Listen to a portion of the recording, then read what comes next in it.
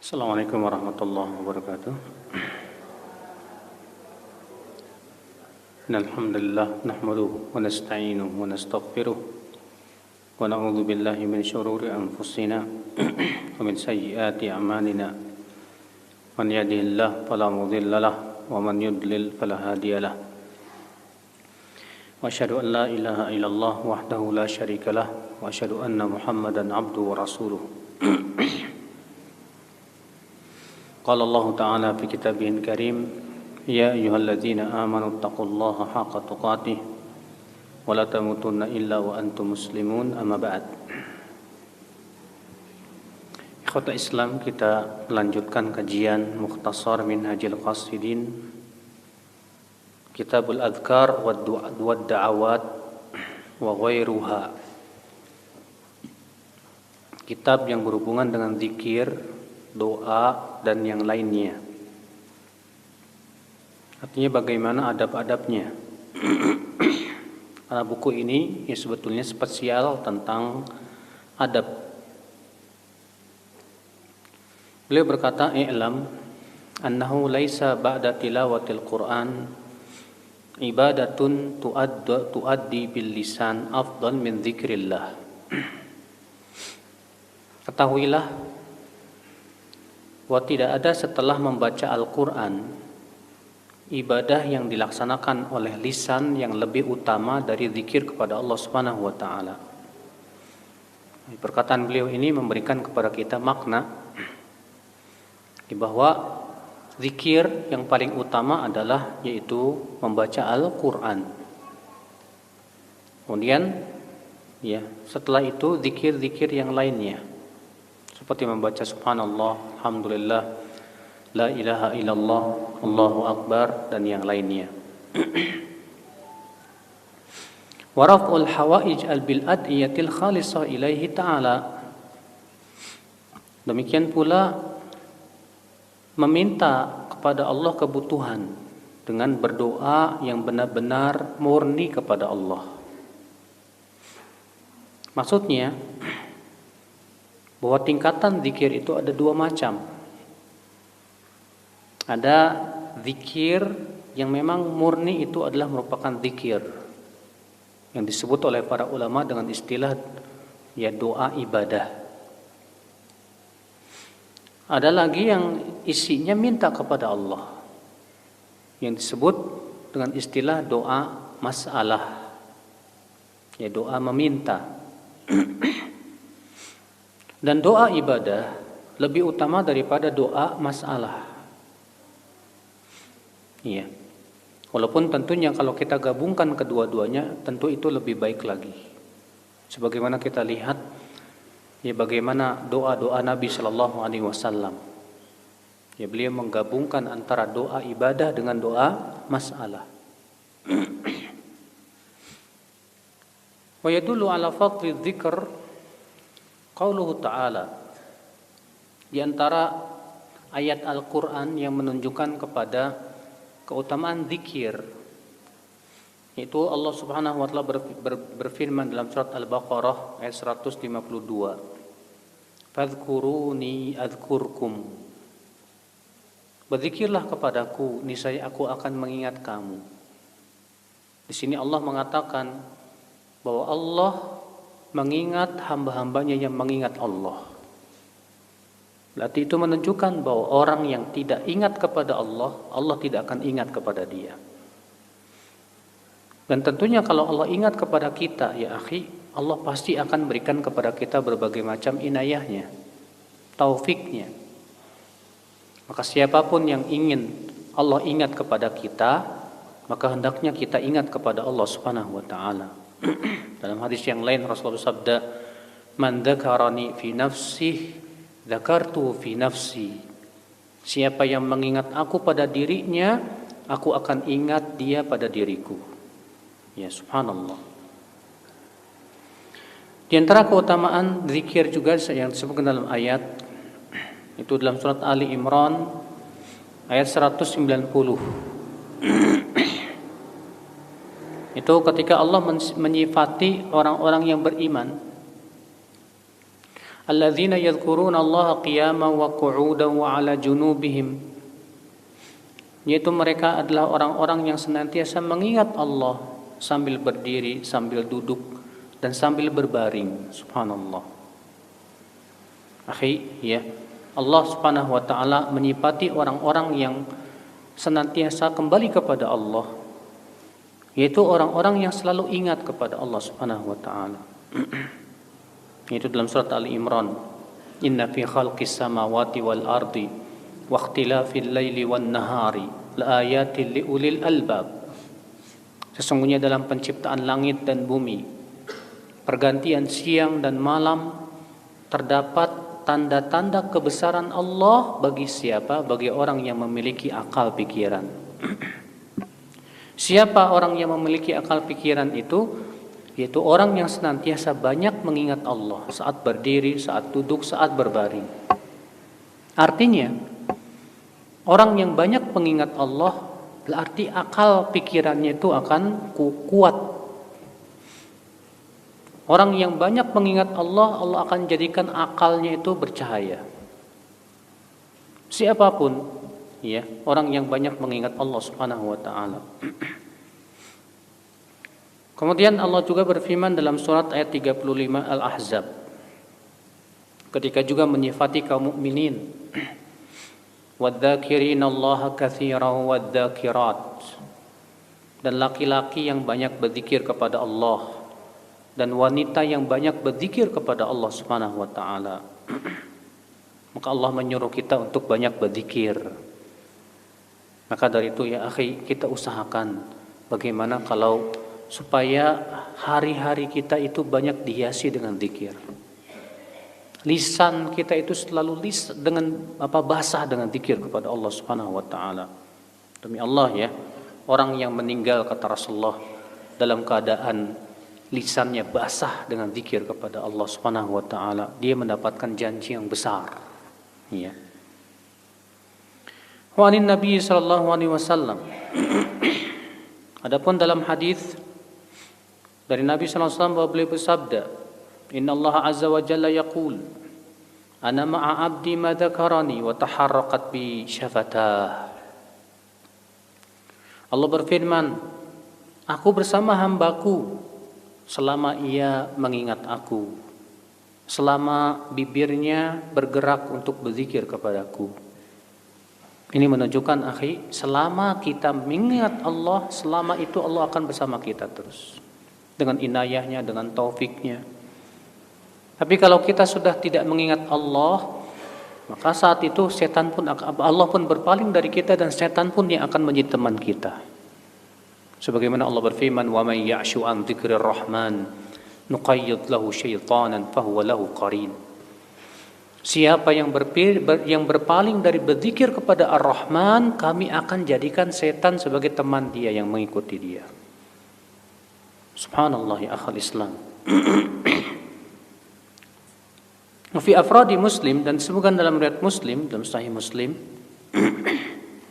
wa Nabi sallallahu alaihi wasallam bersabda, la yaq'udu qaumun yadhkuruna Allah illa hafathumul malaikah wa ghashiyatuhumur rahmah wa nazalat alaihimus sakinah wa dzakarahumullahu fi man 'indah.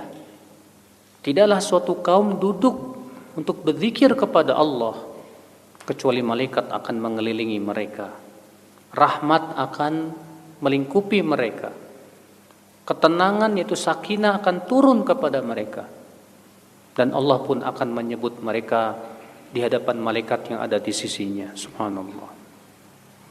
Ini ya akhi, ya, keutamaan yang luar biasa. Wa an Abi Hurairah radhiyallahu anhu, anin Nabi sallallahu alaihi wasallam, dan dari Abu Hurairah, semoga Allah meridainya, dari Nabi sallallahu alaihi wasallam bersabda, ma jalasa qaumun majlisan fatafarraqu ala ghairi dzikrillahi azza wa jal illa tafarraqu an mithli jifatil himar wa kana dhalikal majlis alaihim hasrah yaumal qiyamah. Ya Rasulullah SAW sabda, tidaklah suatu kaum duduk lalu setelah itu mereka berpisah tidak di atas zikir kepada Allah. Kecuali mereka berpisah dalam keadaan lebih buruk daripada atau mereka berpisah dalam keadaan seperti bangkai keledai. Dan majelis mereka tadi yang mereka berkumpul itu menjadi penyesalan nanti pada hari kiamat. Artinya apa? Kalau kita duduk nih sama teman-teman, sama kawan-kawan, duduk ngobrol kayak apa, tapi ternyata majelis kita kosong dari zikir kepada Allah. Ya, tidak ada ucapan subhanallah, tidak pula ucapan Allahu Akbar, tidak ada pula di dalamnya ya pembicaraan tentang Allah, tentang agamanya, kosong dari zikir kepada Allah. Kemudian ketika mereka berpisah pun juga nggak baca doa kafarat majelis. Maka kata Rasulullah SAW, orang-orang seperti ini di majelis seperti ini pas mereka berpencar itu dalam keadaan seperti bangkai keledai. Bahkan majelisnya mereka itu menjadi penyesalan nanti pada hari kiamat. Masya Allah. Hadis ini sahih Abu Daud dan yang lainnya ya akhi. Maka usahakan akhi ya, dalam majelis apapun kita ngobrol, baik ngobrol masalah dunia kayak apalagi masalah agama, Masya Allah. Ini itu kebaikan. Kita ngobrol tentang dunia misalnya, jangan lupa untuk diselingi dengan zikir kepada Allah. Jangan lupa untuk mewarnai majelis kita dengan zikir kepada Allah Subhanahu wa taala. Ya. Fi haditsin akhar, dan disebutkan dalam hadis yang lain. La yajlisu qaumun majlisan la yadhkuruna Allah azza wa jalla wa la yusalluna 'ala an-nabi sallallahu alaihi wasallam illa kana 'alaihim hasrah yaumal qiyamah. Tidaklah suatu kaum duduk di suatu majelis yang mereka tidak mengingat Allah di majelis itu, tidak pula bersalawat kepada Rasulullah SAW, kecuali akan menjadi penyesalan kepada mereka pada hari kiamat. Subhanallah, ya akhi, ya. Betapa banyak majelis obrolan kita yang kosong dari zikir, Pak. Betapa banyak majelis obrolan kita yang kosong dari salawat kepada Rasulullah SAW. Dan itu sering kita lakukan itu, Masya Allah. Bahkan terkadang di WhatsApp aja obrolan kita itu banyak bercanda, nggak ada zikir kepada Allah, nggak ada bersalawat kepada Rasulullah SAW. Makanya akhi, kalau kita punya grup isinya cuma kayak gitu, berarti itu grup sama dengan grup bangkai keledai. Maka majelis kita di situ akan menjadi penyesalan nanti pada hari kiamat. Makanya kita usahakan, akhi, usahakan semaksimal mungkin. Ya, obrolan apapun, duduk dimanapun kita bermajlis dengan teman-teman atau di grup, selalu warnai selingi dengan zikir kepada Allah Subhanahu wa taala. Iya. Wa amma fadilatu du'a, adapun keutamaan doa. Faqad rawa Abu Hurairah radhiyallahu an Nabi sallallahu alaihi wasallam annahu qala laisa syai'un akram 'ala Allah azza wa jalla minad du'a. Tidak ada sesuatu yang paling mulia di sisi Allah dari berdoa. Arti doa itu sesuatu yang sangat mulia di sisi Allah, Pak. Makanya kita ini banyak memperbanyak doa. Wallahi Allah itu semakin cinta kepada hamba yang banyak berdoa kepada Allah Subhanahu wa taala. Beda dengan kita semakin banyak diminta, kita semakin sebel. Tapi Allah Subhanahu wa taala semakin banyak diminta, Allah semakin cinta kepada hamba itu. Kenapa? Karena si hamba ini yakin bahwa Tuhannya Maha Kaya. Kenapa si hamba ini terus minta? Karena si hamba ini sadar bahwa dirinya fakir dan butuh kepada karunia Allah. Makanya Allah cinta kepada hamba yang banyak berdoa, terus berdoa kepada Allah Subhanahu wa taala. Iya. Dalam hadis yang lain, asyraful ibadah ad-du'a. Ibadah yang paling mulia adalah doa. Iya. Ternyata Rasulullah mengatakan ibadah yang paling mulia itu apa? Doa. Dan ini mencakup doa masalah maupun doa ibadah, ya. Maka ini menunjukkan, akhi, jangan kita ya ada kehidupan kita ataupun waktu kita yang kosong dari doa. Makanya subhanallah ya Pak ya. Kita ini diajarkan oleh Rasulullah SAW dari semenjak bangun tidur sampai tidur lagi itu banyak doa. Bangun tidur kita ucapkan apa? Alhamdulillahilladzi ahyana ba'dama amatana wa ilaihin nusyur. La ilaha illallah wahdahu la syarikalah lahul mulku wa lahul hamdu wa huwa ala kulli syai'in qadir. Subhanallah alhamdulillah la ilaha illallah Allahu akbar la haula wa la quwata illa billah. Kemudian kita ucapkan Allahumma ighfirli, ya Allah ampuni dosaku. Segera kita pergi berwudu. Setelah wudu ada doanya. Kita sholat, di dalam sholat kita dianjurkan banyak berdoa terutama waktu sujud.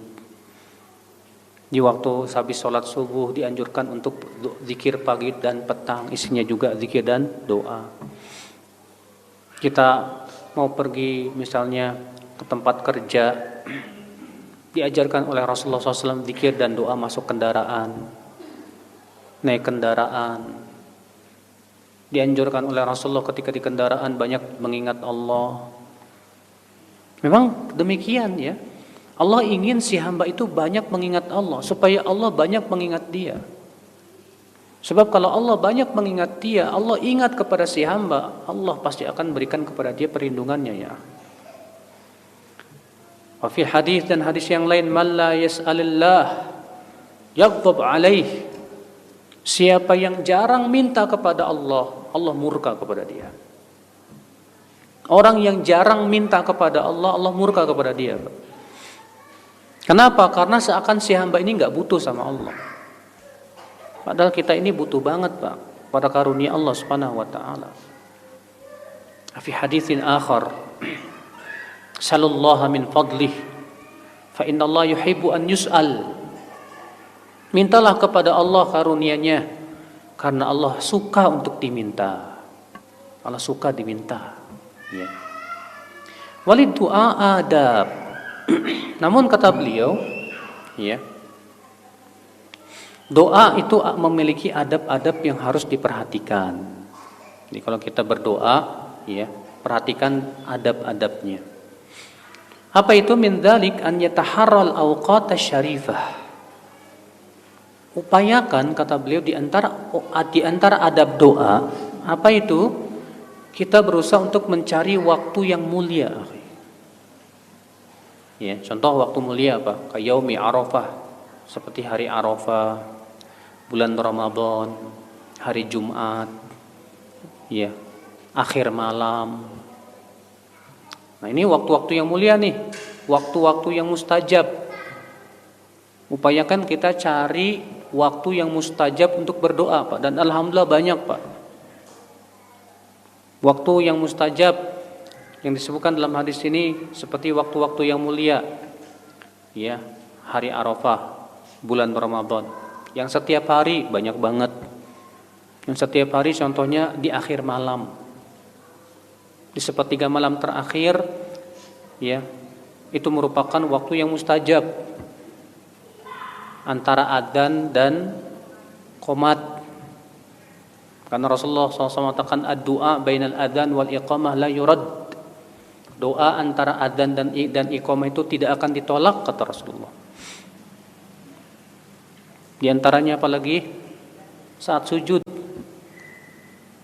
Rasulullah SAW sabda, ya, wa ammas sujud, adapun sujud fa aktsiru fihi du'a, perbanyaklah berdoa saat sujud. Faqaminun an yustajaba lakum, maka itu lebih dekat untuk diijabah oleh Allah.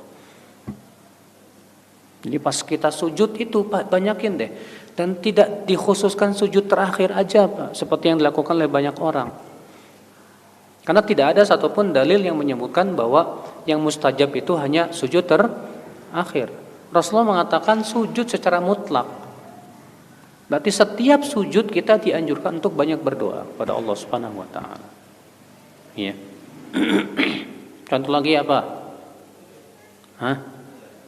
Apa? Saat hujan, ini sekarang lagi musim hujan. Berarti ini Allah kasih kepada kita banyak kesempatan untuk banyak berdoa, Pak. Alhamdulillah hujan lagi. Ya. Berarti saat hujan kita minta kepada Allah, berdoa kepada Allah, itu waktu mustajab, Masya Allah. Kapan lagi? Waktu buka puasa. Sebetulnya hadis tentang waktu buka puasa secara khusus sebagian ulama melemahkannya. Tapi yang sahih itu saat kita berpuasa. Ya. Dakwatus shaim kata Rasulullah, doanya orang yang sedang berpuasa tidak akan ditolak oleh Allah. Kapan lagi? Saat kita safar. Kalau Bapak misalnya safar ke Jakarta, maka saat safar itu sangat dianjurkan untuk banyak-banyak meminta kepada Allah. Karena doa musafir itu mustajab. Ya. Kapan lagi? Doa orang yang dizolimi, betul. Kalau kita dizolimi orang misalnya. Cuma yang bagus ya, kalau kita dizolimi doain supaya dapat hidayah orangnya, Pak. Iya. Nah ini akhi. Jadi kata beliau, adab yang pertama daripada adab berdoa, upayakan mencari waktu-waktu yang bagus untuk berdoa, waktu mustajab. Beliau juga menyebutkan di sini, wa mil awqati syarifah bainal adhani wal iqamah wa aqibis salawat wa inda nuzulil ghaith wa inda al-qital fi sabilillah wa inda khatmil Qur'an wa fis sujud wa inda al-iftar wa inda huduril qalbi wa wajali. Ya. Di antara waktu-waktu yang bagus untuk berdoa, di antaranya antara adzan dan qomat, setelah sholat 5 waktu juga. Namun kata Ibnu Qayyim, adapun setelah sholat 5 waktu, upayakan kalau berdoa setelah zikir setelah zikir. Jadi yang bagus itu habis sholat 5 waktu itu banyak zikir dulu, Pak. Ya, astagfirullah, astagfirullah, astagfirullah, Allahumma antas salam minka salam tabarakta ya dzal jalali wal ikram. Kemudian kita membaca subhanallah 33 kali, alhamdulillah 33 kali, Allahu akbar 33 kali. Ditutup dengan la ilaha illallah wahdahu la syarikalah lahul mulku wa lahul hamdu wa ala kulli syai'in qadir. Kita baca ayat kursi. Nah, setelah selesai itu baru kita berdoa.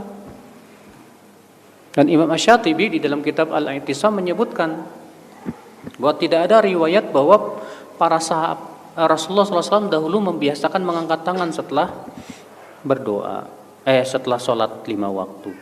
Berarti itu menunjukkan ya doa setelah sholat 5 waktu itu tidak perlu mengangkat tangan. Iya.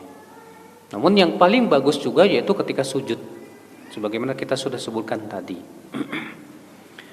Wa 'alal haqiqah fa inna syarafal awqat yarji'u ila syarafil halat.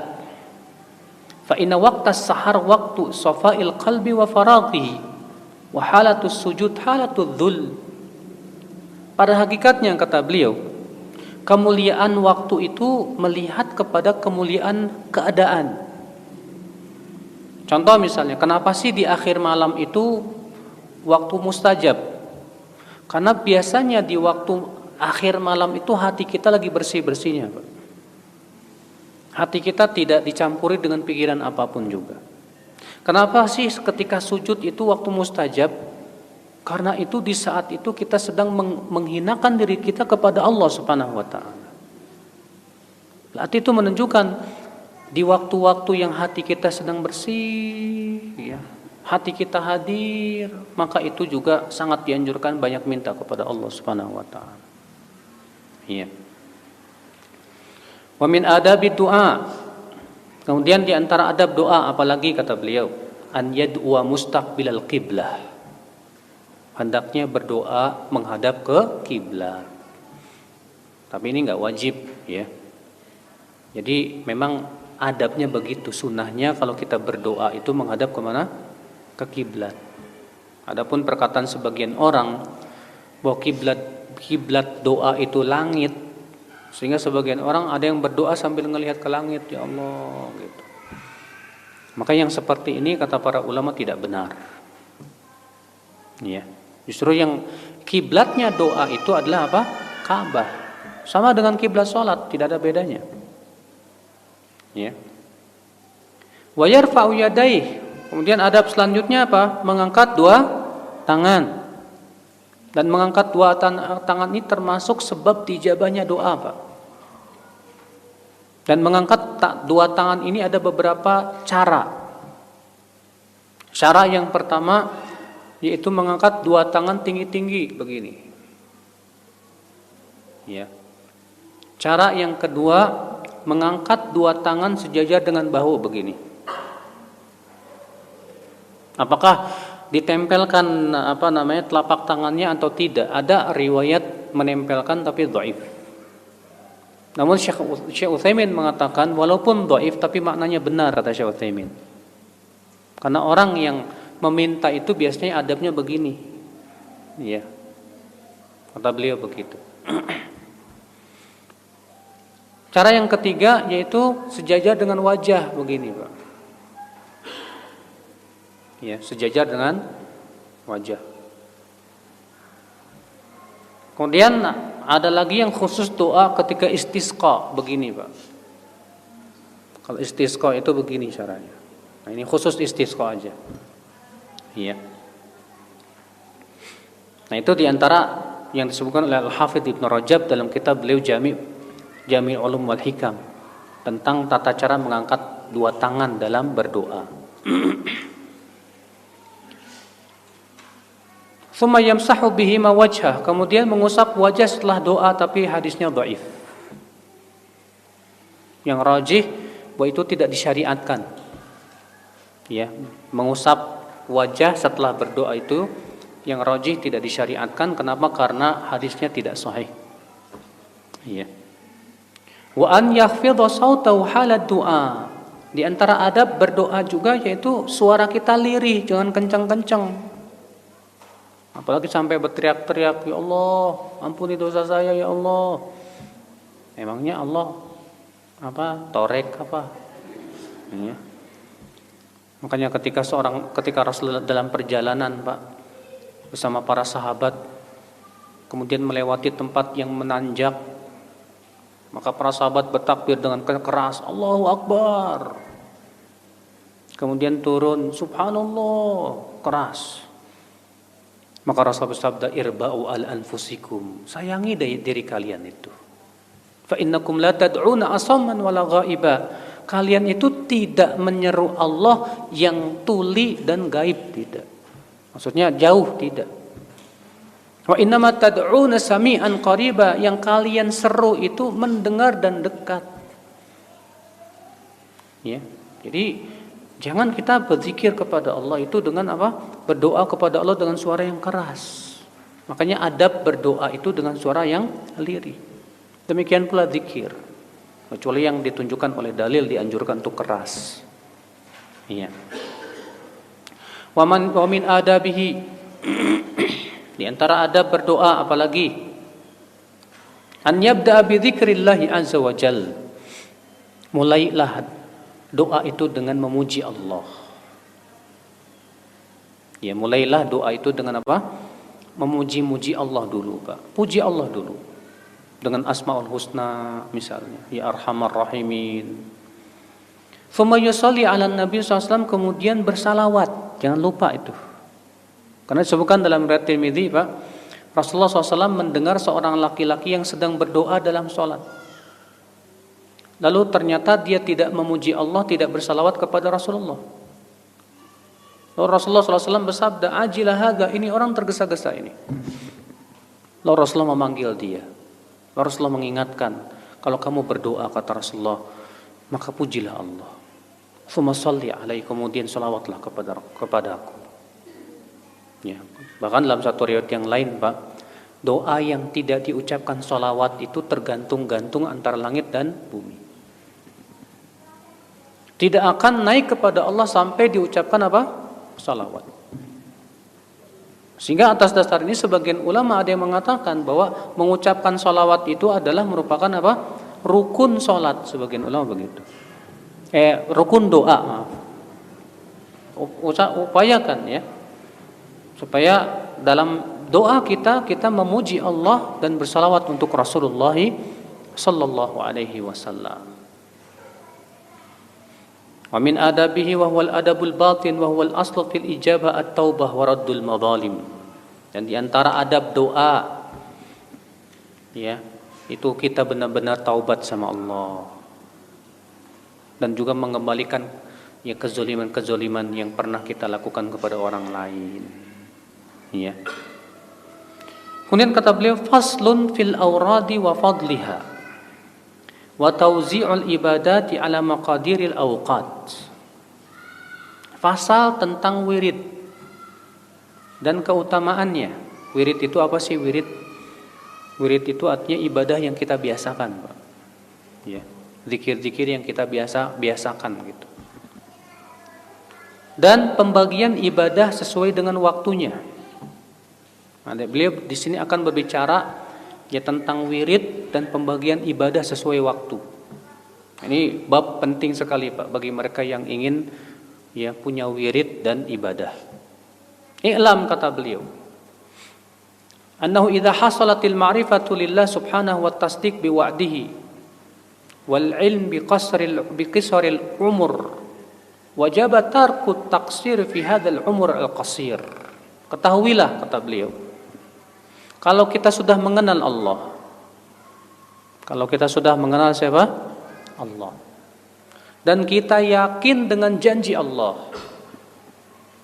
Dan kita tahu betul bahwa umur kita itu pendek, nggak panjang. Umur kita berapa sih, Pak, paling banter? 60, 70. Jarang yang 100 kan? 100 tahun tuh pendek, Pak, nggak panjang. Ya, bayangkan satu harinya di sisi Allah itu sama dengan 1000 tahun. Wa inna yauman inda rabbika ka alfi sanatin mimma ta'uddun. Satu hari di sisi Allah sama dengan 1000 tahun yang kamu hitung. Berarti satu hari itu berapa jam sih? 12 jam. Satu hari itu 12 jam. Kalau sehari semalam berapa? 24 jam. Ternyata 12 jamnya di sisi Allah itu sama dengan 1000 tahunnya kita, Pak. Berarti kalau kita umurnya 70 tahun, berapa jam di sisi Allah? Nggak sampai 1 jam. Pendek banget kan? Pendek banget umur kita ini, Pak. Iya. Maka sadari, kita hidup di dunia nggak mungkin selamanya, Pak. Kita hidup di dunia ini nggak mungkin lama, nggak mungkin. Kullu nafsin dha'iqatul maut, setiap jiwa pasti merasakan apa? Kematian. Nanti kalau kita sudah sadar nih, pertama kata beliau, kita sudah kenal Allah, sudah. Kita yakin akan janji Allah, yakin, oke. Kita yakin bahwa umur kita sedikit di dunia ini, yakin. Berarti apa yang harus kita lakukan? Kata beliau, wajabatarku taksir. Maka wajib kita jangan meremehkan soal amalan soleh. Jangan kita ya bermalas-malasan dalam beramal soleh kalau begitu, Pak. Karena perjalanan akhirat itu panjang ini, bekal kita sedikit. Sementara bekal kita menuju surga itu apa coba? Amal, ibadah. Makanya ya akhi, seorang mukmin itu yang selalu ia pikirkan amal, bagaimana saya bisa beramal. Kalau malaikat saja, Pak, di langit memperbincangkan tentang amalan-amalan yang bisa menggugurkan dosa dan mengangkat derajat. Itu malaikat loh, Pak. Disebutkan dalam Imam Ahmad, Rasulullah SAW ia bermimpi. Kata Rasulullah, ra'aitu rabbi fi ahsani surah. Tadi malam aku bertemu dengan Allah dalam bentuk yang sangat indah sekali. Faqala li, lalu Allah berfirman kepadaku, ya Muhammad, atadri fima yaqtasimu fihi al-mala'ul a'la. Tahukah kamu, hai Muhammad, tentang apa para malaikat berbincang-bincang di langit sana? Rasulullah bersabda, la adri, saya tidak tahu ya Allah. Wadu'a kaffahu baina mankibai, kata Rasulullah. Maka Allah pun meletakkan tangannya di antara dua pundakku.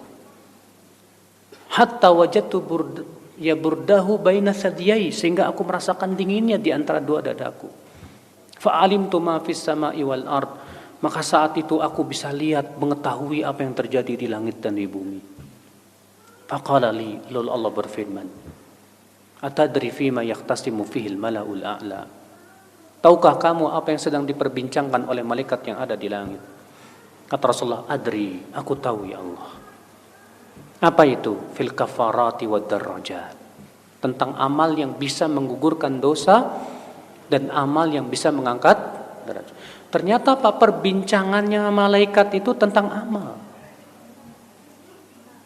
Maka kita pun juga, kita sebagai seorang muslim yang yakin ada surga, ada neraka, yang yakin ada kehidupan akhirat, bahwa kita ini akan kembali kepada Allah, maka harusnya yang kita selalu kita pikirkan adalah bagaimana saya bisa beramal, bagaimana saya bisa menjaga sholat saya, bagaimana saya bisa khusyuk dalam sholat saya, bagaimana saya bisa puasa sunnah, bagaimana caranya supaya lisan saya banyak berzikir kepada Allah Subhanahu wa taala. Itu yang dia pikirkan.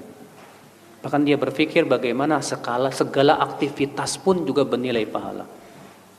Gimana caranya ya supaya tidur saya berpahala, makan saya berpahala, olahraga saya berpahala, saya bergaul dengan teman-teman juga berpahala. Nah, ini penting sekali, akhi azani Allah, karena hidup kita ini di dunia sebentar. Kalau ternyata aktivitas kita enggak bernilai pahala, rugi sekali. Rugi sekali. Ya, coba bayangkan, antum misalnya umur 60 tahun. Umur 60 tahun itu hampir setengah dari umur kita buat tidur loh, Pak. Ya tidak? Hampir setengah dari umur kita itu buat tidur. Sebagian lagi buat cari dunia.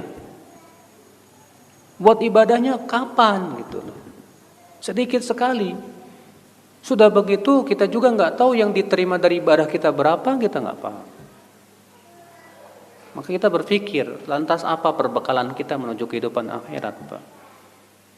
Akhir Islam, ini setiap kita harus berusaha merenung itu, Pak. Karena ini kita hidup di dunia sementara, akhir. Iya. Wan nafsu mata waqafat ala fannin wahidin hasala laha malal.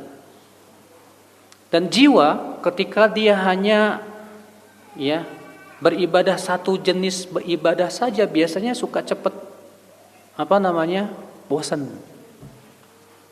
Antum misalnya ya cuma baca Quran aja lama-lama bosan. Banyak ikhwah nanya ke saya, Ustadz, dulu saya bisa 1 hari 2 juz, Ustadz. Sekarang boro-boro, Ustadz, selembar aja nggak bisa. Dulu saya kalau baca Quran tuh sampai nangis, Ustadz.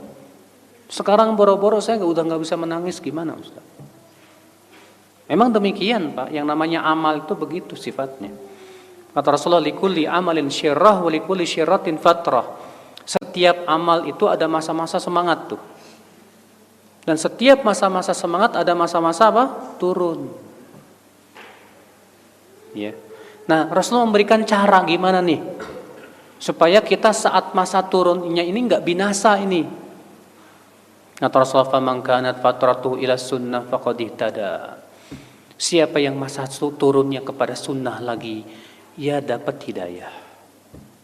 Waman kanat fatratuhu ila ghairi dzalika faqad halak, dan siapa masa futurnya bukan kepada sunnah, maka ia binasa, kata Rasulullah. Contoh misalnya, ada orang lagi semangatnya baca Quran, masya Allah. Lama-lama lemah. Saat lemah baca Quran, kita lihat dia pindah kemana nih? Kalau dia pas lemah baca Quran, ternyata dia sedang masya Allah pindah ke ibadah yang lain yang dia semangat di situ, Pak. Membaca kitab-kitab ulama, masya Allah. Alhamdulillah, berarti dia sudah mendapatkan hidayah.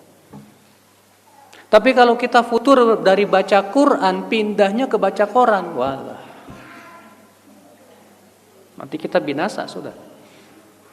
Jangan sampai kita seperti itu. Maka kata beliau di sini, beliau mengingatkan, faminat talattuf naqluha min fannin ila fannin. Maka supaya jiwa kita ini tidak mudah bosan, coba kita berpindah dari satu ibadah ke ibadah yang lain. Iya. Waqad qala Allah Ta'ala berfirman, wadhkur isma rabbika bukratan wa asila wa minal laili fasjud lahu wasabbihu lailan tawila. Dan ingatlah nama Allah di waktu pagi dan petang, dan di waktu malam sujudlah dan bertasbihlah di malam yang panjang. Di sini Allah Subhanahu wa taala, Bapak sekalian, ia menyebutkan hendaknya kita beribadah sesuai dengan waktunya yang utama. Di waktu pagi dan petang, berarti yang paling utama apa? Baca Quran apa bukan? Bukan. Di waktu pagi dan petang kita sibuk dengan zikir pagi dan sore. Iya. Kalau antum habis sholat subuh, mana yang lebih utama Ustadz? Habis sholat subuh saya zikir pagi dan petang atau saya baca Quran? Kita katakan pada asalnya memang baca Quran lebih utama daripada semua zikir. Tapi ketika bertepatan dengan waktu pagi dan petang, maka yang lebih utama pada waktu itu kita sibuk dengan membaca zikir pagi dan petang. Iya. Kalau kita ketika azan sedang berkumandang, mana yang lebih utama? Menjawab azan apa baca Quran? Menjawab azan. Iya. Fahadha wa nahwu mimma dzukira minal ayati fi dzalika yadullu ala anna at-tariq ila Allah muraqabatul awqati wa imaratuha bil awradi 'ala ad-dawam. Ayat ini dan yang semisalnya kata beliau menunjukkan bagaimana cara kita berjalan menuju Allah. Dengan cara apa? Yaitu kita beribadah sesuai dengan waktu-waktunya yang utama. Ya. Dan kemudian kita memakmurkan waktu tersebut dengan ibadah yang kita lakukan secara terus-menerus. Ya. Makanya kita harus sadari ini Pak. Makanya Rasulullah SAW juga kita lihat bagaimana beliau beribadah. Sukan dalam hadis kata Jabir dalam riwayat Muslim, karena Rasulullah SAW idza shallal fajr jalasa yadhkurullah ta'ala hatta tatlu'a asy-syams. Kebiasaan Rasulullah kata Jabir, kalau habis salat subuh itu beliau duduk berzikir kepada Allah sampai matahari terbit. Demikian pula disebutkan dalam hadis Rasulullah bersabda, aku duduk bersama orang yang berzikir kepada Allah setelah salat asar sampai terbenam matahari. Itu lebih aku sukai daripada ini dan itu. Subhanallah ya akhal Islam, azan ya Allah ya. Wa qala Allah Ta'ala, Allah juga berfirman dalam surat Al-Furqan ayat 62. Wa huwa alladzi ja'ala al-laila wan-nahara khilfah liman arada an yadzakkara aw arada syukura. Dialah Allah yang telah menjadikan malam dan siang itu silih berganti. Dan ini buat siapa kata Allah? Bagi orang yang ingin mau ingat atau mau bersyukur kepada Allah. Artinya pergantian siang dan malam ini Pak, bagi orang yang ingin bersyukur, perhatikanlah waktu-waktu ibadahmu itu. Kalau kita di waktu jam 2 malam yang paling utama ibadah apa? Tahajud. Masya Allah, alhamdulillah. Kalau di waktu duha, ibadah yang paling utama apa?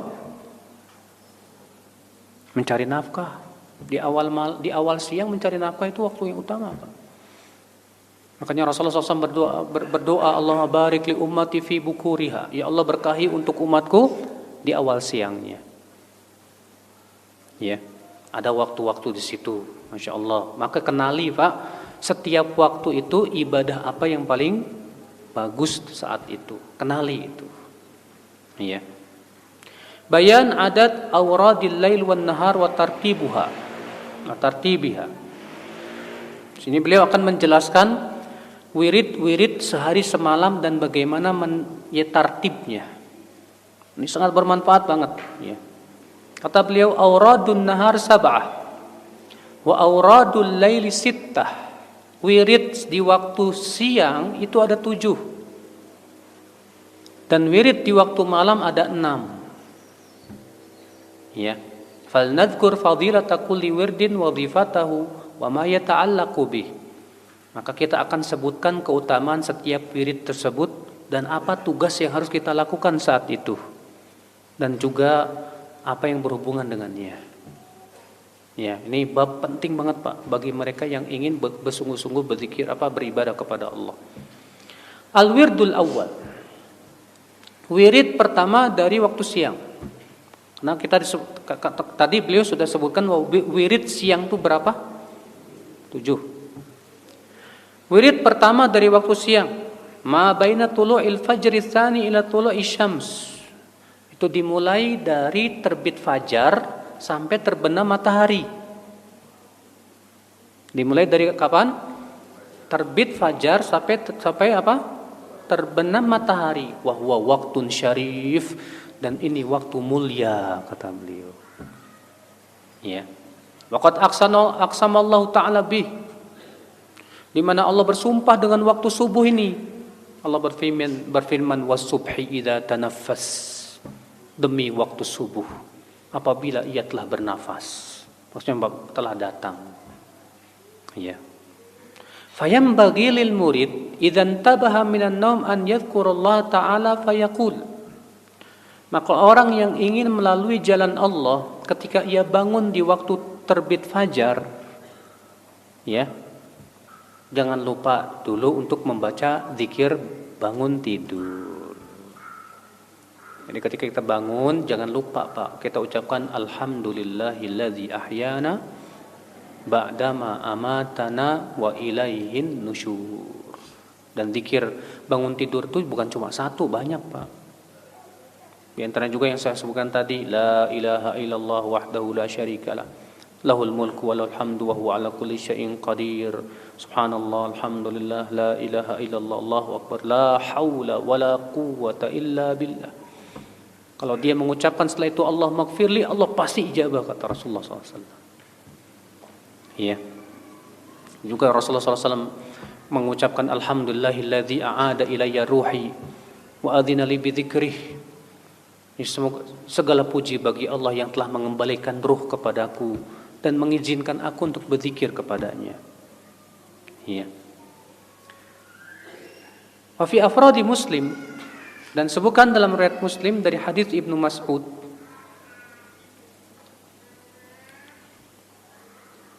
karena Rasulullah SAW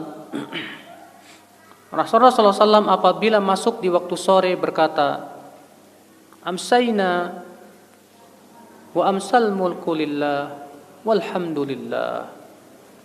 Wa idza asbaha, dan apabila masuk waktu pagi beliau berkata, asbahna wa asbahal mulku lillah walhamdulillah, la ilaha illallah wahdahu la syarikalah, lahul mulku wa lahul hamdu wa huwa ala kulli syai'in qadir. Rabbi as'aluka khaira ma fi hadzal yaum wa khaira ma ba'dah, wa a'udzu bika min syarri ma fi hadzal yaum wa syarri ma ba'dah. Rabbi a'udzu bika minal kasali wa su'il kibar. Rabbi a'udzu bika min adzabin finnar wa adzabin fil qabr. Masya Allah. Asbahna, kami masuk di waktu pagi. Wa asbahal mulku lillah, dan kerajaan hanya milik Allah saja.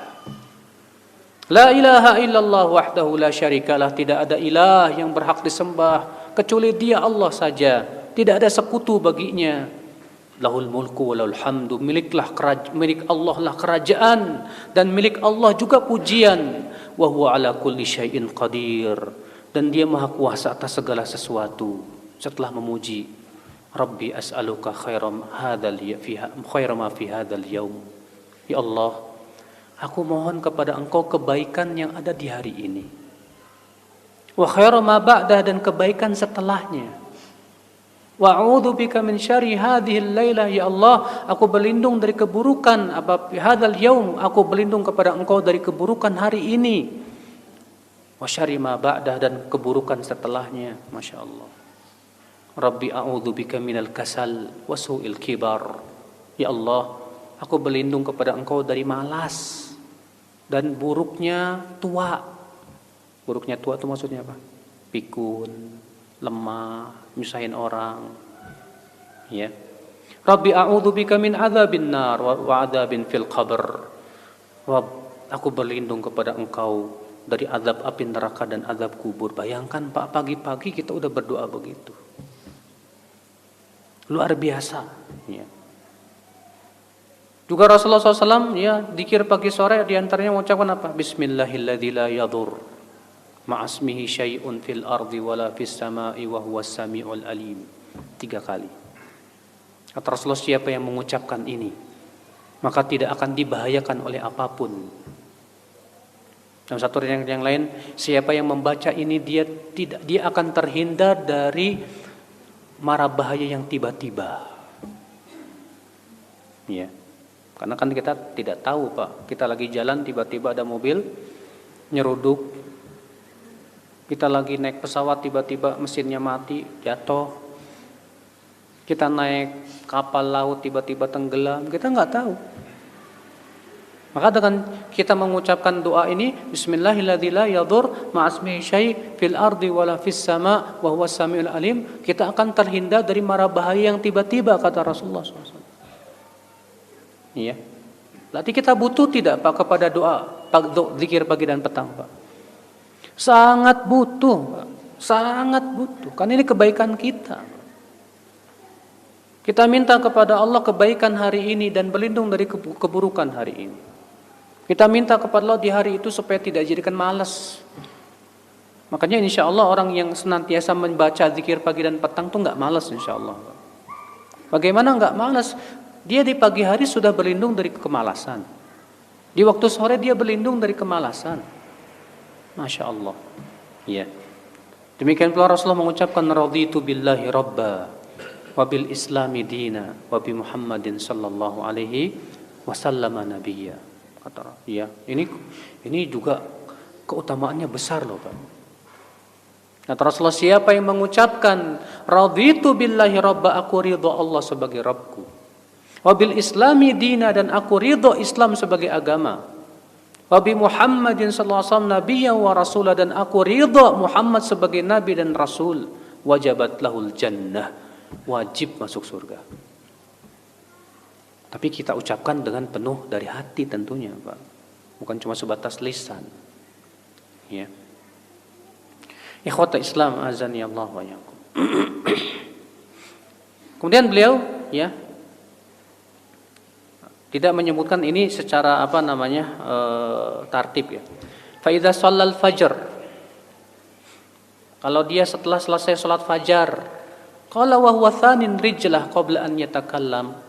Setelah selesai sholat, ya, dalam keadaan melipat kaki, jangan lupa mengucapkan ini. La ilaha illallah wahdahu la syarikalah, lahul mulku wa lahul hamdu, yuhyi wa yumit wa huwa ala kulli syai'in qadir. 10 kali. Ini disunahkan di waktu sholat subuh dan sholat maghrib. Ya. Wa yadhkur sayyidal istighfar. Jangan lupa juga ya menyebutkan sayyidul istighfar.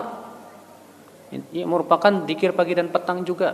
Allahumma anta rabbi, la ilaha illa anta khalaqtani wa ana 'abduk, wa ana 'ala ahdika wa wa'dika mastata'tu, a'udzu bika min syarri ma sana'tu, abu'u laka bi ni'matika 'alayya wa abu'u bi dhanbi faghfirli, fa innahu la yaghfiru dzunuba illa ant. Ya Allah, Engkau adalah Tuhanku. Tidak ada ilah yang berhak disembah kecuali Engkau, ya Allah. Engkau yang telah menciptakan aku dan aku adalah hamba-Mu, ya Allah. Pengakuan, Pak, bahwa kita ini hamba Allah yang butuh kepada Allah. Ya. Wa ana ala ahdika wa wa'dika mastata'tu, ya Allah. Aku di atas perjanjian-Mu dan janji-Mu, aku sesuai kemampuanku, ya Allah. Kemudian a'udzubika min syarri ma sana'tu. Aku berlindung kepada Engkau dari keburukan yang aku lakukan. Lihat, Rasulullah berlindung dari keburukan yang kita lakukan. Karena yang kita lakukan berupa dosa bisa menimbulkan keburukan, tidak, Pak?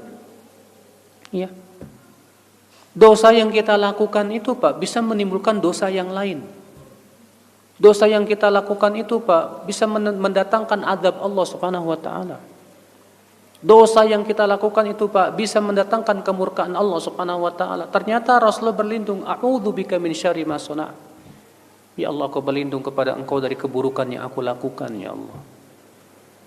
Abu'u laka bi ni'matika 'alai. Aku kembali kepadamu, ya Allah, dengan kenikmatan yang Kau berikan kepadaku.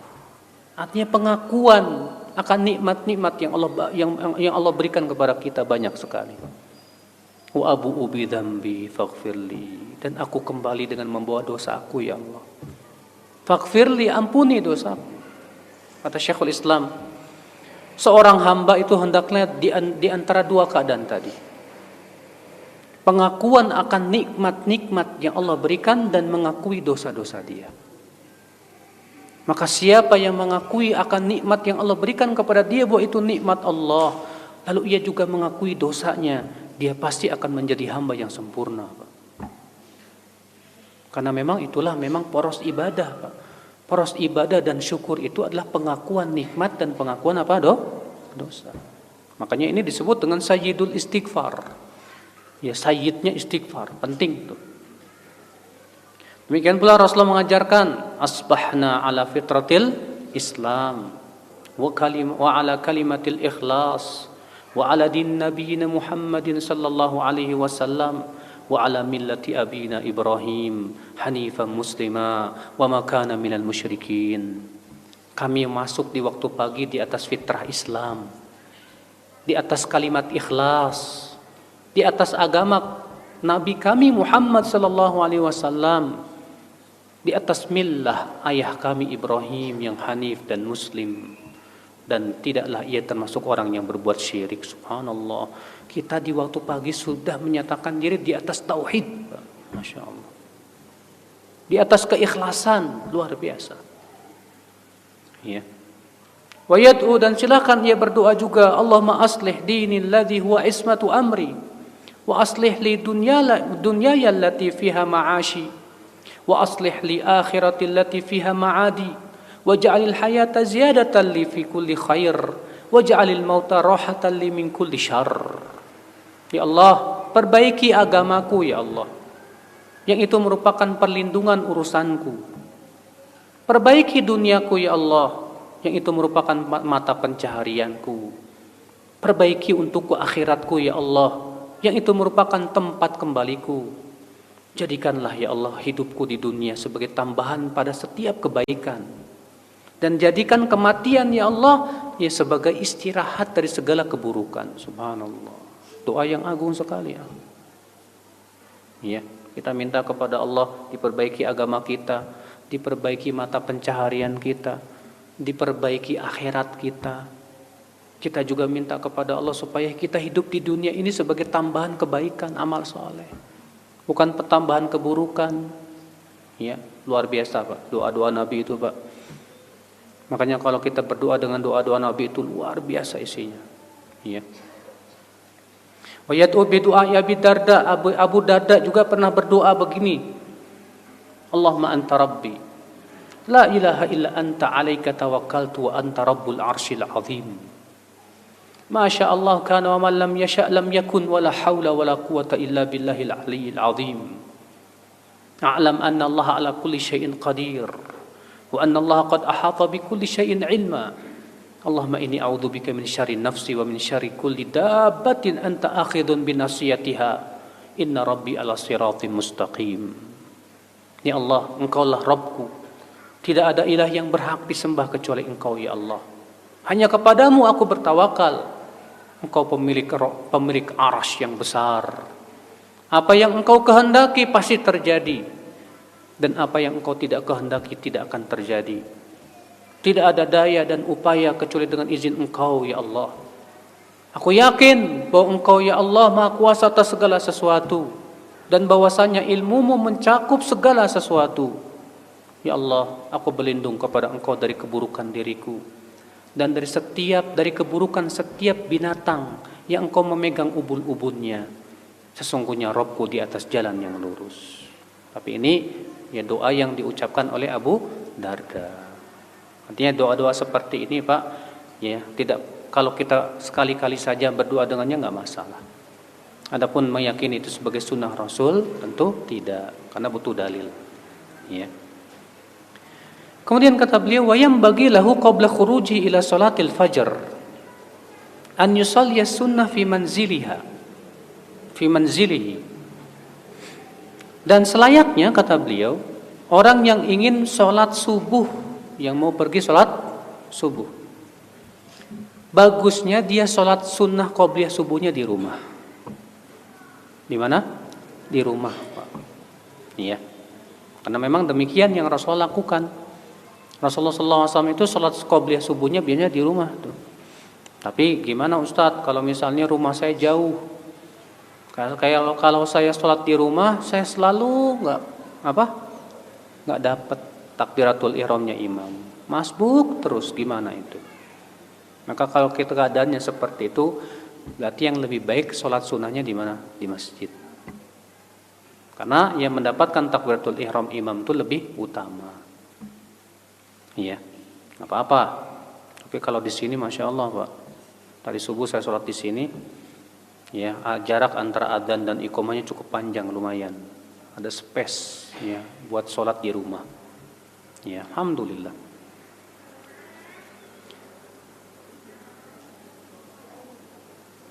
Fa idza dakhala al-masjid falyaqul, kalau dia sudah mau masuk masjid ucapkan juga.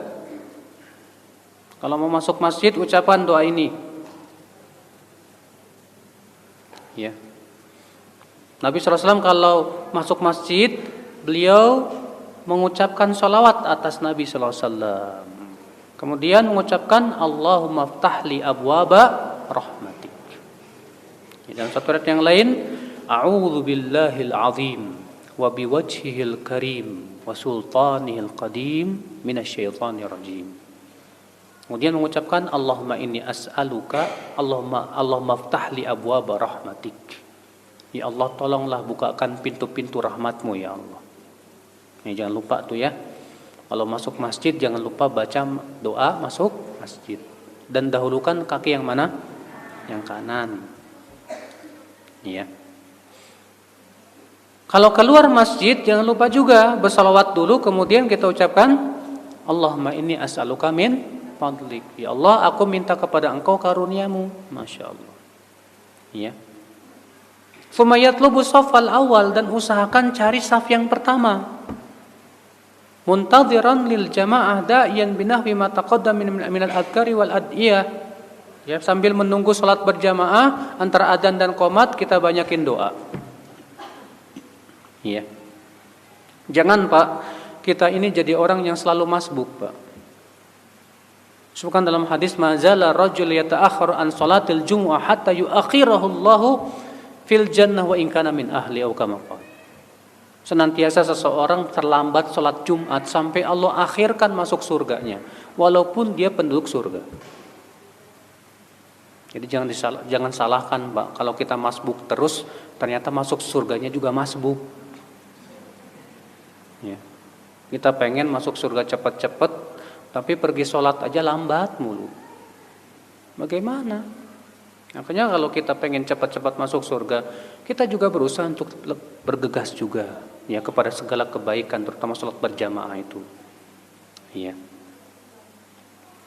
Faqad ra'a Anas, dan Anas juga meriwayatkan dari Nabi sallallahu alaihi wasallam bahwa beliau bersabda, "Man shallal fajra fi jama'ah, thumma qa'ada yadhkurullaha ta'ala hatta tatlu'a asy-syams, thumma shalla rak'atain, kanat lahu ka'ajri hajjatin wa umratin tammah." Ya.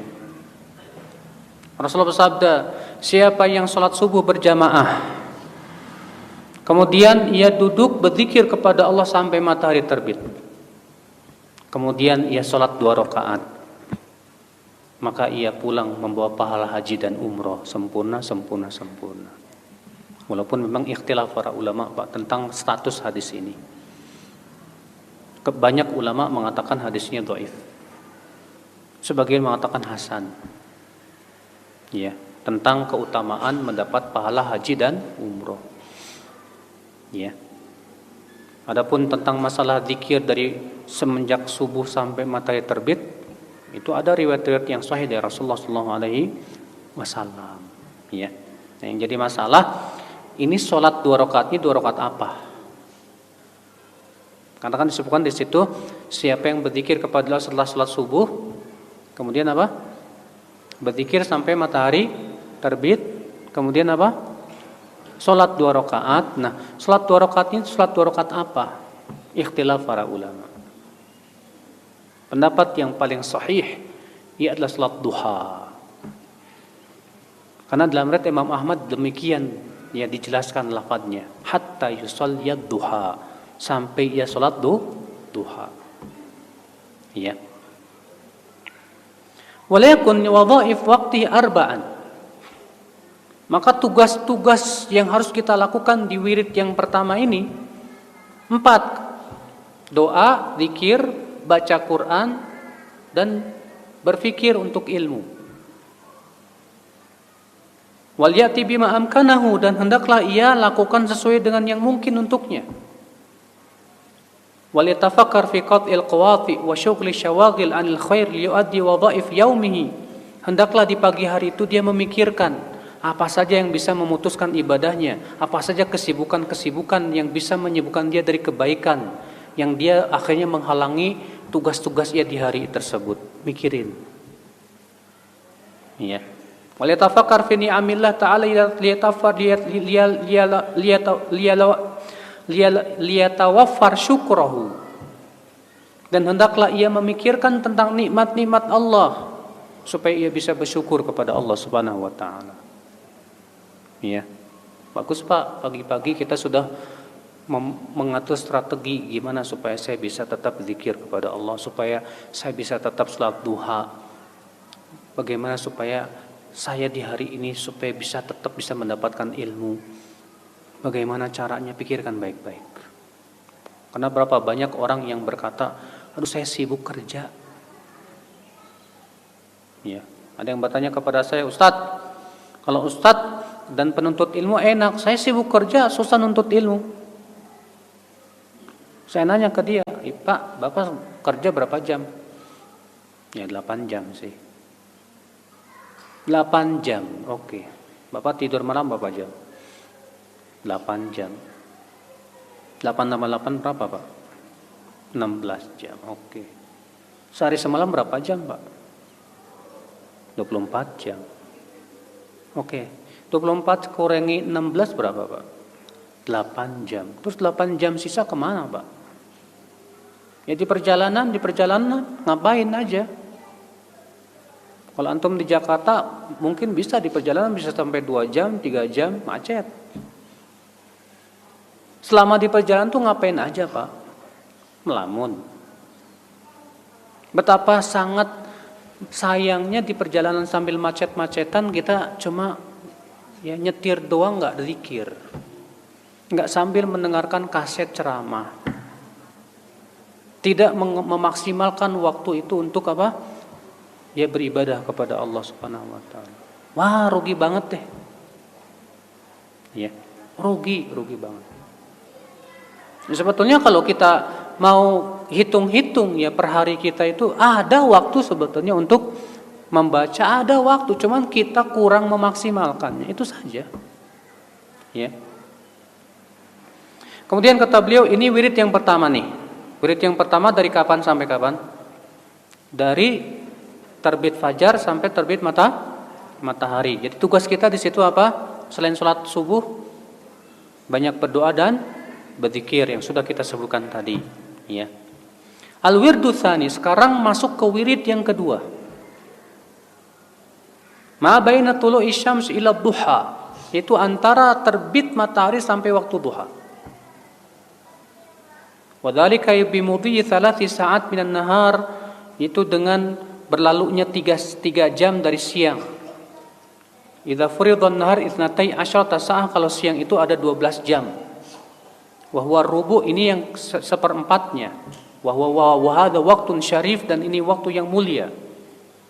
Wa fihi wadhifatan, di waktu ini ada 2 tugas. Ihdahuma sholatu duha, yang pertama sholat duha. Ya. Tapi ingat ya, sholatnya jangan pas matahari terbit, enggak boleh. Biarkan matahari agak tinggi sedikit. Ya. Wa tsaniyah ma yata'allaq bin nas min iyadati marid atau tashyi'i janazah atau huduri majlis ilm atau qada'i hajati muslim. Kemudian waktu yang keduanya apa? Wirid yang keduanya yang berhubungan dengan manusia. Berupa misalnya kalau ada yang sakit kita jenguk. Kalau ada yang meninggal kita iringi jenazahnya. Demikian pula kita menghadiri majelis ilmu. Atau kita membantu menyelesaikan hajat seorang muslim. Ya. Kalau ternyata tidak ada juga, ya sudah, kata beliau, tasyaghala bil qiraah. Ya, dia sibukkan dengan membaca Quran dan zikir. Ya. Ini wirid yang kedua. Al-wirdu tsalits, wirid yang ketiga, min waqti duha ila zawal. Dari waktu duha sampai zawal. Dari waktu duha sampai apa? Zawal. Wal wadhifah fi hadzal waqt, maka tugas kita di waktu ini ada 4 macam. Wa ziyadatu amrayn, dan ditambah 2 lagi. Ahaduhuma, yang pertama tugas kita di waktu itu apa? Al-istighal bil kasbi wal ma'ash, yaitu cari cari harta, cari nafkah, cari rezeki. Wa huduris suq, pergi ke pasar, dagang kayak apa kayak pergi kemana? Ya, fa in kana tajiran falyatjar bisidqin wa amanah. Kalau dia pedagang, hendaknya dia berdagang penuh dengan kejujuran dan amanah. Wa in kana sahibu sun'ah, kalau dia pekerja, maka dia bekerjalah dengan penuh nasihat, yang penuh amanah. Ya. Kemudian jangan sampai ia kering dari zikir kepada Allah dalam seluruh pekerjaannya tersebut. Jadi artinya kalau antum pergi ke pasar jual beli, antum cari nafkah di saat itu, jangan lupa juga lisan kita selalu banyak apa? Berzikir. Antum kerja di kantor juga berzikir. Kecuali kalau antum berzikir malah mengurangi kesungguhan antum dalam bekerja, ya jangan kalau begitu. Karena melaksanakan pekerjaan kantor itu hukumnya wajib, Pak. Itu amanah masalahnya. Iya. Maka kita harus kita bekerja dengan kesungguhan itu sangat dicintai oleh Allah loh, Pak. Sebutkan dalam hadis bahwa Nabi SAW sabda, "Innallaha yuhibbul 'abda idza amila amalan atqanahu." Allah itu cinta kepada seorang hamba kalau dia bekerja itu profesional. Kalau dia benar-benar profesional, bagus dia dalam pekerjaannya, Allah cinta kepada dia. Tapi kalau kita terkadang ya berangkat kerjanya udah molor, pas kerjanya juga males-malesan, pulang kerjanya juga paling cepat duluan. Aduh gimana coba akan bagus seperti ini. Bagaimana Allah akan cinta kepada kita kalau kita begitu cara kerjanya, Pak? Iya, disiplin. Islam tuh mengajarkan kita disiplin, profesional, sungguh-sungguh. Ya. Wasani, kemudian wirid yang kedua, jangan lupa ada qailulah. Jangan lupa ada apa? Qailulah. Apa qailulah itu, Pak? Qailulah itu kalau diterjemahkan ke bahasa Indonesia banyaknya disebutnya dengan tidur siang. Sebetulnya terjemahannya kurang tepat. Yang paling bagus itu qailulah itu istirahat siang. Kenapa? Karena qailulah itu tidak harus tidur kata para ulama. Qailulah itu yang penting kita istirahat walaupun sejenak 5 menit, 10 menit, dah kita bangun. Walaupun kita nggak tidur. Itu namanya apa? Qailulah. Ya. Dan qailulah ini, Pak, sangat ditekankan oleh Rasulullah. Sampai Rasulullah mengatakan qilu fa inna syaitan la yaqil. Istirahat sianglah karena setan itu tidak istirahat siang. Jadi upayakan kalau Bapak misalnya di kantor kerja ya, pas kemudian jam istirahat siang itu ada qailulah walaupun cuma 5 menit enggak masalah. Qailulah sebentar istirahat berbaring ya, pejamkan mata sedikit. Ya yang penting istirahat 5 menit 10 menit dah selesai.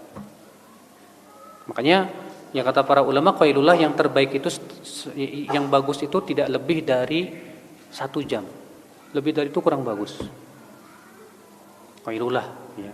Dan subhanallah, Pak, di sebuah universitas London sana mereka meneliti sebuah penelitian tentang apa sih faidah qailulah untuk kesehatan. Ternyata mereka menemukan sesuatu yang luar biasa. Ternyata istirahat siang itu, Pak, menguatkan hafalan. Kemudian menambah umur menurut mereka begitu. Menambah umur. Ya. Menjauhkan dari stroke dan yang lainnya. Masya Allah. Ternyata hanya agama Islam yang menganjurkan tidur istirahat siang. Masya Allah, jangan lupa tuh ya qailulah. Ya. Jangan kayak setan ya, kelayaban terus. Ya, qailulah, ada istirahat siang. Ya.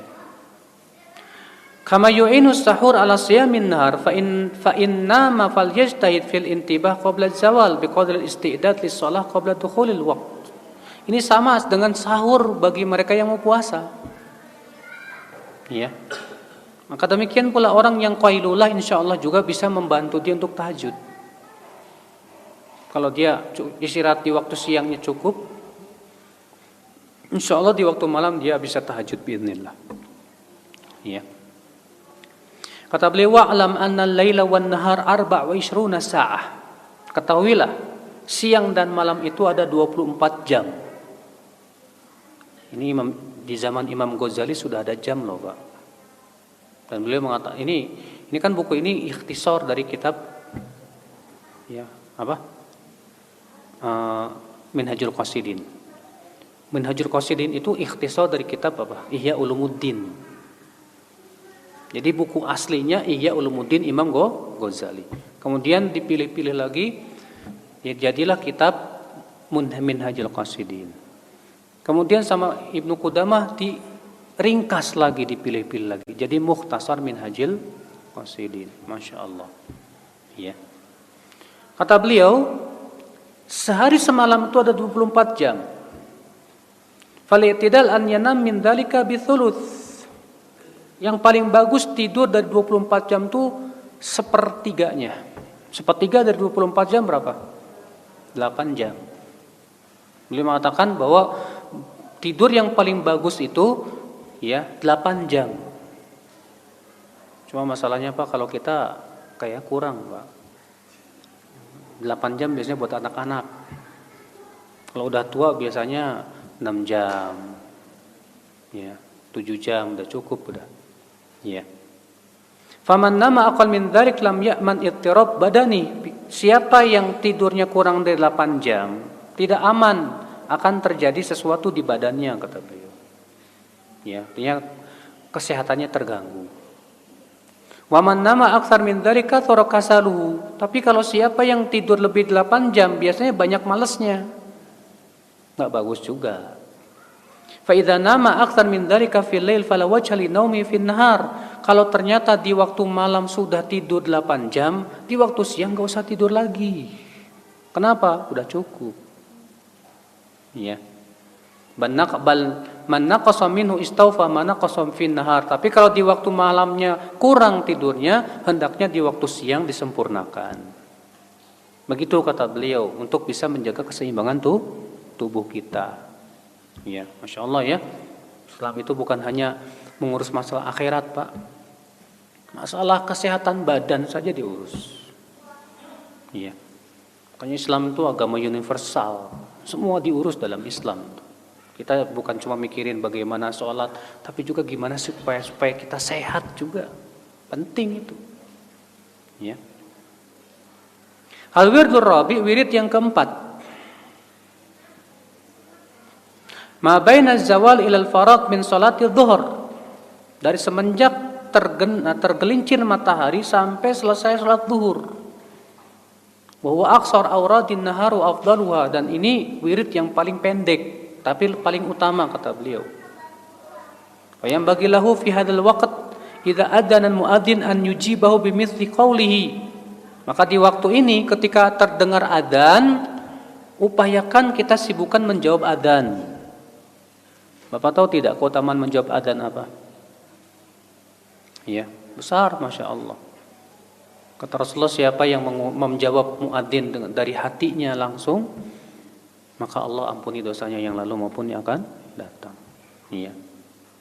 Makanya Masya Allah, ya, besar pahalanya. Tsumma yaqumu fayusalli 4 rakaat. Jangan sia-siakan juga untuk sholat 4 rakaat sebelum zuhur. Ya. Wa yustahab an yutilahunna, bagusnya sih dipanjangkan kalau ternyata tidak dikhawatirkan apa?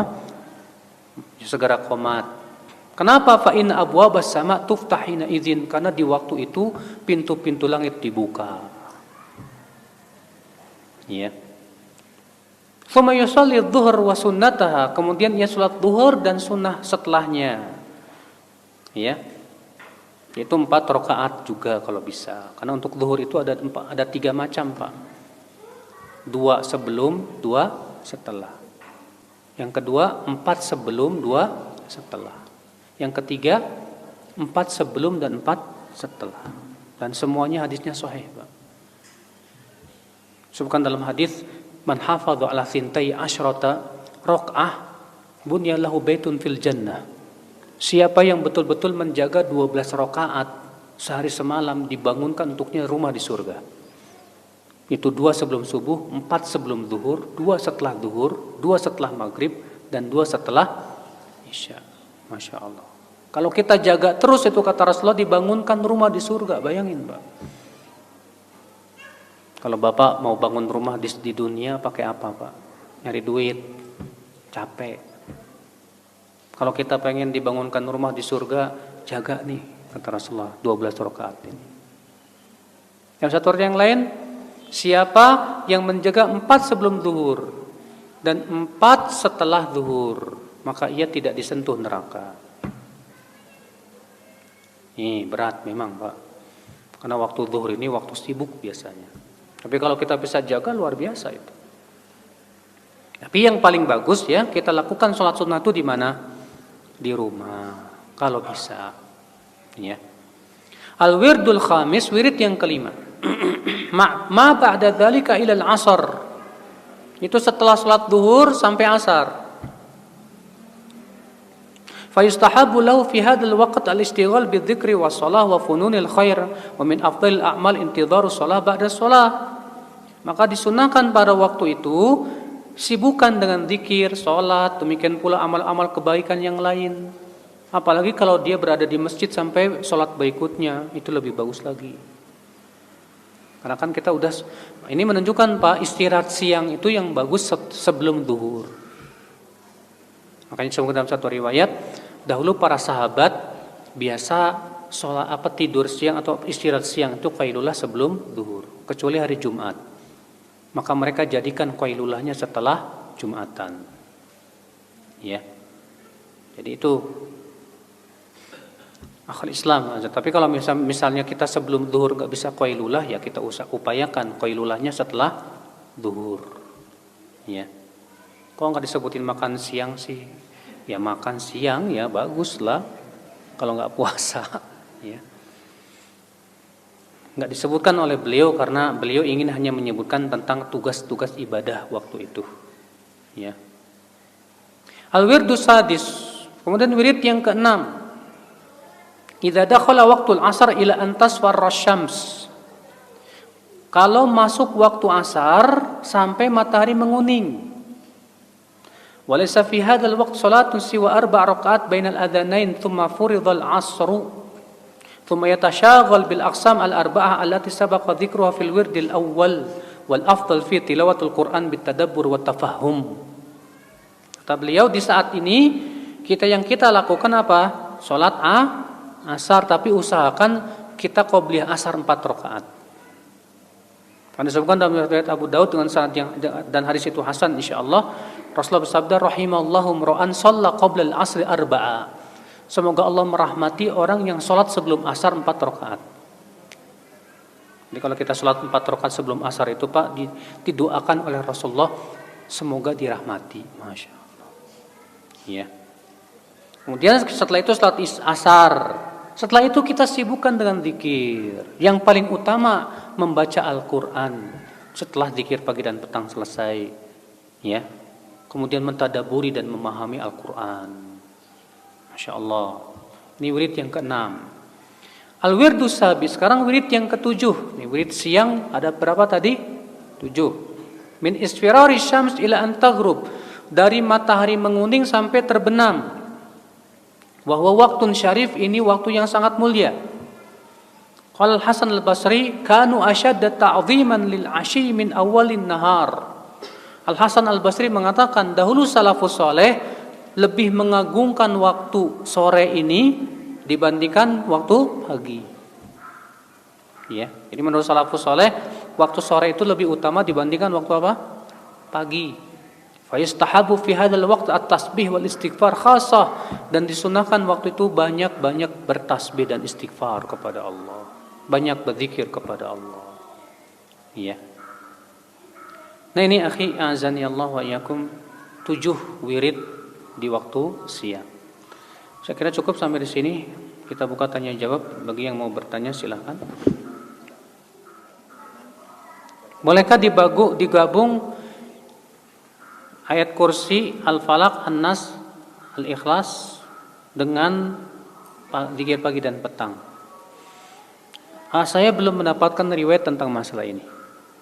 Apakah bisa digabung atau tidak ya? Saya juga belum mendapatkan pendapat ulama mengatakan tentang masalah ini. Tapi apa sih susahnya kalau baca masing-masing? Kan tambah pahala, Mbak. Iya. Bagaimana caranya dicintai oleh Allah Ustaz? Dan cara khusyuk dalam sholat. Karena saya enggan merasakan ketenangan yang dulu pernah saya alami. Saya takut tidak ini dicabut sama Allah Ustaz. Maksudnya saya enggak mau merasa saya enggak merasakan ketenangan yang dulu pernah saya rasakan. Oh, dulu khusyuk, sekarang enggak khusyuk. Nah, Pak, kalau dulu bisa khusyuk, sekarang enggak khusyuk, apa sebabnya? Coba pelajari. Karena untuk menyembuhkan suatu penyakit, kita harus tahu dulu sebabnya apa. Dulu Ustadz saya bisa khusyuk dalam sholat, kenapa sebabnya? Ya waktu itu saya enggak banyak pikiran. Sekarang saya banyak mikirin utang, mikirin cari nafkah, mikirin pantesan aja. Bisa jadi nggak bisa khusyuk itu karena banyak pikiran. Ya, makanya coba antum pelajari kenapa sih sekarang kamu nggak bisa khusyuk. Dulu kamu bisa khusyuk kenapa? Yang kedua, kekhusyuan itu mengikuti rasa takut kita kepada Allah. Semakin kita takut kepada Allah, insya Allah semakin khusyuk. Semakin kurang takut kita kepada Allah, biasanya kurang khusyuknya, Pak. Maka sekarang kita tanya, ya, dulu kita khusyuk, sekarang nggak khusyuk. Apa maksiat yang pernah kita lakukan? Ya, sekarang kita ini sibuk apa sih sampai nggak bisa khusyuk? Kalau ternyata kita sekarang sibuknya HP, ya, media sosial, Facebookan, YouTubean, Instagraman, pantesan dia nggak bisa khusyuk. Kenapa? Karena yang namanya hati itu, Pak. Hati kalau asyik dengan sesuatu, biasanya tidak asyik dengan yang lain. Benar.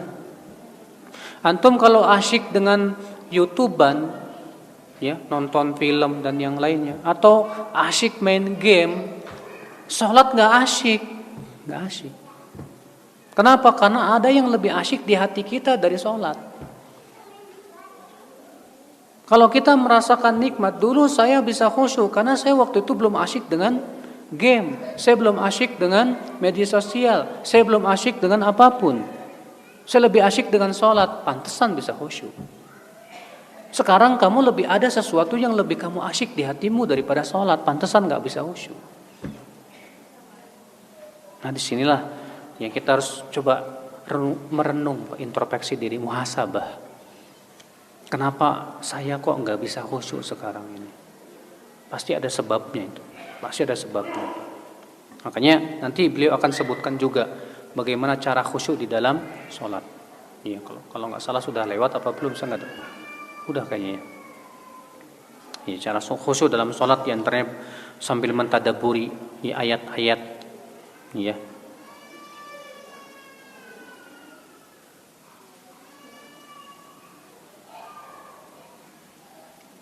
Katanya boleh bermajlis kepada siapa saja selama yang disampaikan Quran dan hadis. Rasulullah bersabda mensifati kaum Khawarij. Kata Rasulullah SAW apa Pak? Tentang orang Khawarij, yaqra'unal Quran. Mereka membaca Al-Quran dan bahkan menghafal Al-Quran. Yaquluna min qawli khairil bariyah. Mereka juga membawakan sabda-sabda Rasulullah SAW. Yamrukuna minad din, tapi mereka melesat dari agama. Kama yamrukus sahmu minar rabiyah, seperti melesatnya panah dari buruannya. Ternyata Rasulullah mensifati orang Khawarij itu bawa Quran, bawa hadis. Tapi subhanallah orang Khawarij Rasulullah sebutkan apa? Melesat dari agama. Yang salah ini Quran atau hadisnya atau apanya yang salah, Pak? Pasti yang salah pemahamannya. Makanya kalau ada orang berkata yang penting ustadz itu bawa Quran dan hadis, belum cukup. Kenapa? Buktinya Rasulullah mengabarkan tentang kaum Khawarij, dia bawa Quran, bawa apa? Hadis. Dan ternyata hasilnya malah melesat dari agama. Aneh. Makanya Rasulullah SAW mengingatkan dalam hadis yang lain tentang pentingnya mengikuti pemahaman siapa? Pemahaman para sahabat, para tabi'in, para tabi'ut tabi'in. Al-Quran juga mengingatkan itu. Dalam surat At-Taubah 100, "Was-sabiqunal awwaluna minal muhajirin wal ansar, walladzina taba'uuhum bi ihsan, radhiyallahu anhum wa radu'an." Dan orang-orang yang pertama kali masuk Islam dari kalangan muhajirin dan ansar. Dan orang-orang yang mengikuti mereka, mereka siapa di sini? Muhajirin dan ansar. Allah ridho kepada mereka. Dan mereka pun ridho kepada Allah. Allah ridho kepada muhajirin dan ansar, dan Allah ridho kepada orang yang mengikuti muhajirin dan ansar. Berarti kebalikannya, Allah tidak ridho kepada orang yang tidak mengikuti muhajirin dan ansar. Makanya nggak jamin Pak, orang bawakan Quran dan hadis itu pemahamannya benar, nggak jamin. Bapak tahu nggak, orang liberal pun bawa Quran hadis Bapak. Orang liberal untuk mengatakan plural, semua agama sama, itu ditetapkan oleh Al-Quran kata mereka. Mereka berdalil dengan surat Al-Baqarah 62. Innal ladzina amanu wal ladzina hadu wan nasara wasabiin man amana billah wal yawmil akhir wa amilas salihan falahum ajrum 'inda rabbihim wala khaufun 'alaihim wala hum yahzanun. Sungguhnya orang yang beriman, Yahudi, Nasrani, Sabiin, siapa yang beriman kepada Allah dan kehidupan akhirat, surga. Tuh lihat. Jadi sebenarnya semuanya masuk surga, cuma caranya aja beda-beda. Kita katakan ini yang salah ayatnya apa pemahamannya ya? Gak mungkin yang salah ayatnya Pak, pasti pemahamannya yang salah. Makanya dari itulah ya akhi, ya, gak cukup kita katakan yang penting dia bawa Quran dan hadis. Kita katakan kita lihat pemahamannya sesuai dengan pemahaman siapa. Kalau dia pahami dengan akalnya sendiri, bahaya Pak, bahaya. Makanya Umar bin Khattab bertanya kepada Ibnu Abbas, "Hai Ibnu Abbas, aku merasa heran," kata Umar bin Khattab. "Heran apa ya Amirul Mukminin? Ini kita umat Islam ini Qur'annya satu, nabinya satu, kiblatnya satu. Tapi kenapa kok bisa pecah belah ya?" Apa kata Ibnu Abbas dengan jawaban yang luar biasa? "Hai Amirul Mukminin, kita para sahabat belajar bersama duduk di majlis Rasulullah. Kita melihat bagaimana Rasulullah mempraktekkan Quran, bagaimana Rasulullah menafsirkan Quran, dan kita memahami langsung dari Rasulullah SAW. Dan nanti akan ada suatu kaum yang mereka memahami Quran dari pemahaman sendiri. Kalau mereka sudah memahami dengan pemahaman sendiri, ikhtalafu, saat itu mereka pasti berselisih." Subhanallah, jawaban Ibnu Abbas radhiyallahu anhu arba. Makanya akhi, sebaik-baik pemahaman siapa? Sahabat. Ya. Itu yang sudah terjamin. Ya udah. Kita gali pemahaman para sahabat dalam kitab-kitab para ulama banyak, alhamdulillah. Maka setiap akidah yang tidak sesuai dengan akidah sahabat wajib kita tolak. Iya. Setiap pemahaman agama, pemahaman terhadap Al-Quran dan hadis yang tidak sesuai dengan pemahaman para sahabat, wajib kita tolak. Karena itu pasti salah. Iya. Ikhwatul Islam, azan ya Allah wa yakum. Ya, saya pernah Pak, waktu Jumatan di Jakarta itu ada seorang khatib membawakan ayat dan menafsirkan ayat. Innamat taubatu 'alallah lilladzina ya'maluna su'a bijahalah. Sesungguhnya taubat di sisi Allah hanyalah untuk orang yang melakukan maksiat karena kebodohan. Apa kata dia? Berarti orang yang melakukan maksiat dalam keadaan dia tidak bodoh, tidak ada taubat buat dia. Berarti kalau kamu berbuat maksiat dalam keadaan kamu tahu itu maksiat, taubatmu tidak diterima sama Allah. Ajib, saya mendengar itu aneh sekali. Saya rujuk kitab-kitab tafsir, nggak ada satupun ulama yang berpendapat seperti itu. Yang ada kita dapati pendapat para sahabat bahwa ayat ini masuk padanya orang yang berbuat maksiat baik tahu maupun tidak tahu. Bahkan orang yang berbuat maksiat dalam keadaan itu tahu itu maksiat, itu bodoh itu orang. Iya nggak? Bodoh nggak Pak? Bodoh. Sama seperti saya katakan kepada Bapak, di gelas itu ada racunnya, jangan diminum. Udah tahu ada racun diminum juga. Boleh nggak saya bilang kepada Bapak, bodoh kamu tuh. Udah tahu ada cara racun, kok diminum? Maka kita katakan orang kepada orang yang berbuat maksiat, bodoh kamu itu. Sudah tahu maksiat menjerumuskan ke neraka, kok dilakukan juga? Bodoh tidak, Pak? Bodoh. Nah itulah yang akal Islam. Jadinya ngaco. Kalau memahami dengan pemahaman sendiri ngaco jadinya. Ada lagi orang bawain hadis, man mata walaysa fi unuqi bai'ah mata mitatan jahiliyah. Siapa yang meninggal dalam keadaan tidak berbaiat, matinya bangkai jahiliyah. Akhirnya apa coba? Dia bikin kelompok, bikin imam, kemudian mengatakan apa? Siapa yang enggak mau baiat sama imam saya, matinya bangkai jahiliyah. Dan di Indonesia banyak kayak gini, Pak. Ada kelompok ini puluhan, dan masing-masing dalilnya itu lagi. Yang jadi masalah pemahamannya yang benar apa yang kayak gimana ini? Setelah kita lihat rujuk-rujuk bagaimana praktek para sahabat, para tabi'in dan para ulama, tidak seperti itu. Di sebagian Al-Muhanna meriwayatkan bahwa beliau bertanya kepada Imam Ahmad bin Hanbal tentang hadis tersebut. Man mata walaysa alaihi imam. Siapa yang meninggal dalam keadaan tidak punya imam, tidak berbaiat kepada imam, matinya bangkai jahiliyah. Maksudnya apa Imam Ahmad? Apa kata Imam Ahmad? Atadrimal imam. Tahu enggak siapa yang imam yang dimaksud dalam hadis tersebut? Hu an yaqula kullu muslim hadza imam. Itu yang diakui oleh setiap muslim itu imam. Bukan hanya satu kelompok tertentu. Ini pemahamannya, Pak, yang harus kita luruskan. Makanya sekali lagi ya, enggak cukup hanya sebatas membawakan Quran dan hadis. Sampai kita lihat pemahamannya sesuai enggak dengan pemahaman salafus saleh.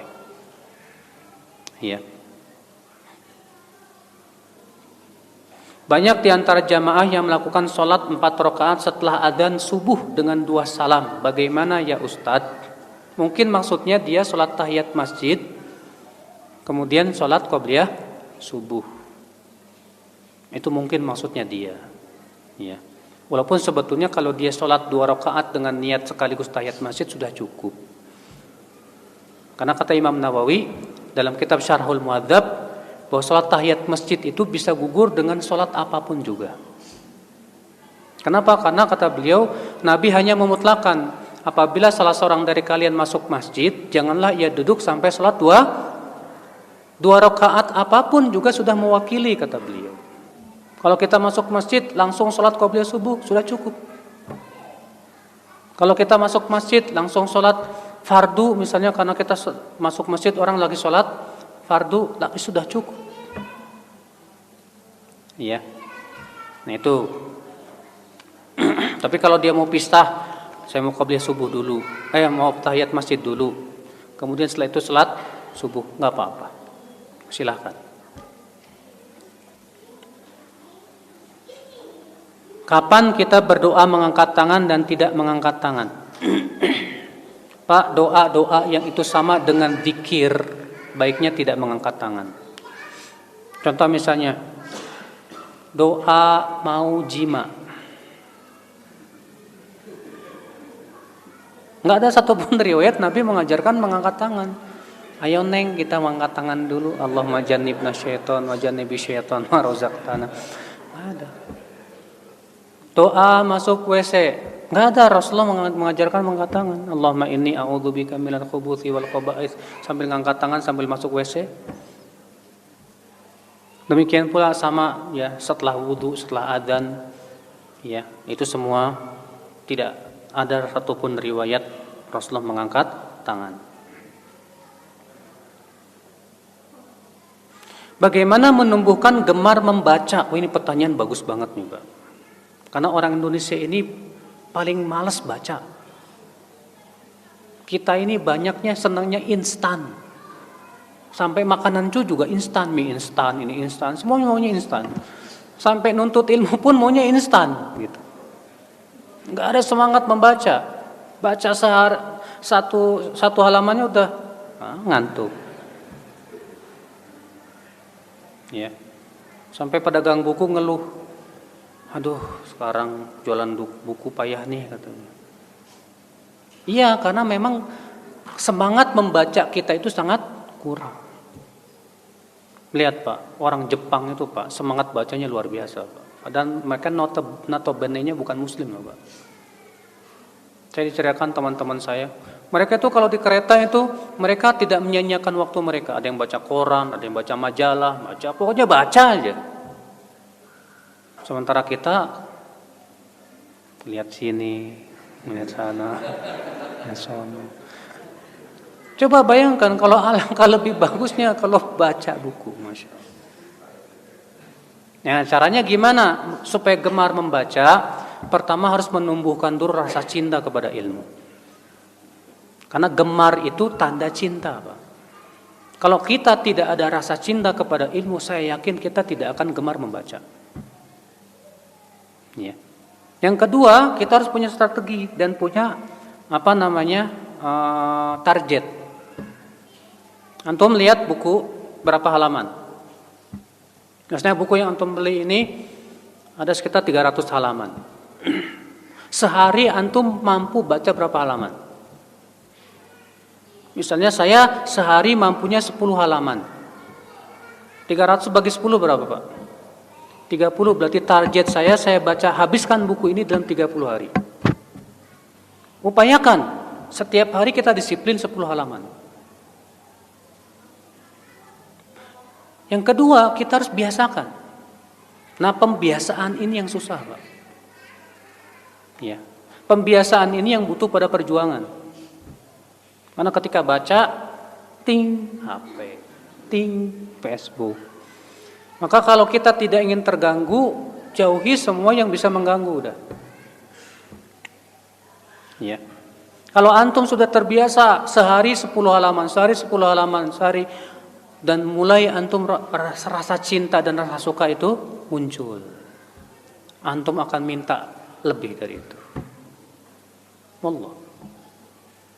Kemudian yang kedua, cari buku yang memang antum merasa senang untuk bacanya. Adapun buku-buku yang berat, upayakan itu di majlis taklim, dibahas oleh ustadz. Karena untuk membaca sendiri buku yang berat, terkadang antum nggak paham, bahaya juga nanti antum bisa salah paham. Maka untuk buku-buku yang berat seperti buku hadis, Sahih Bukhari dan yang lainnya, yang lebih asan sih kita duduk sama ustadz yang menjelaskan. Adapun buku-buku yang mau kita baca yang ringan-ringan yang bermanfaat buat hidup kita, seperti masalah kitab akidah, kitab akidah ringan, kitab tentang akhlak ringan, kisah-kisah para nabi, kisah para sahabat ringan. Ya. Nah, yang penting kita berusaha untuk menumbuhkan dulu ya rasa senang membaca itu. Ya, tumbuhkan gemar membaca ini penting banget, Pak. Penting sekali. Bagaimana hukumnya datang ke psikolog? Nggak apa-apa. Kalau memang ternyata si psikologi itu tidak memberikan hal-hal yang bertabrakan dengan Islam.